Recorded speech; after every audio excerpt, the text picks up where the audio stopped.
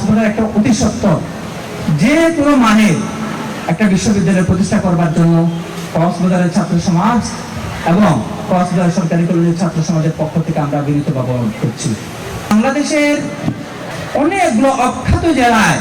নোয়াখালী থেকে শুরু করে কুষ্টিয়া পর্যন্ত এমনকি পটুয়াখালীতেও পাবলিক বিশ্ববিদ্যালয় আছে, কিন্তু কক্সবাজার জেলায় আন্তর্জাতিক বিমানবন্দর থাকা সত্ত্বেও আমাদের মহেশখালীতে 1200 মেগাওয়াটের কয়লা ভিত্তিক বিদ্যুৎ কেন্দ্র তৈরি করা সত্ত্বেও এই সমস্ত প্রতিষ্ঠানগুলোতে যোগ্য কর্মকর্তা কিংবা পরিচালক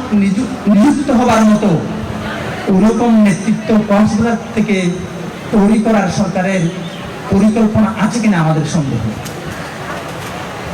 কক্সবাজারের জনগণ, ছাত্র সমাজ এই সমস্ত উন্নয়ন এবং বড় বড় প্রকল্পগুলোকে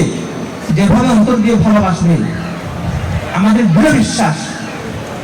অন্যান্য এলাকা থেকে কিংবা বিদেশ থেকে যারা এগুলো পরিচালনা করতে আসবে তারা তুলনামূলক কম ভালোবাসবে,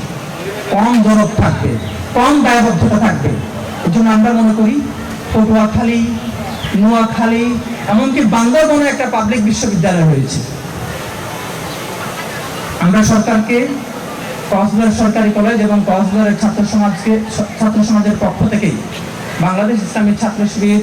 কক্সবাজার জেলা এবং সরকারি কলেজের পক্ষ থেকে বিনীতভাবে অনুরোধ করছি, অতি সত্বর কক্সবাজারে একটা সাধারণ হোক, প্রকৌশল ও প্রযুক্তি বিশ্ববিদ্যালয় হোক কিংবা বিজ্ঞান ও প্রযুক্তি বিশ্ববিদ্যালয় হোক, কক্সবাজার একটা অতি সত্বর যে কোনো মানে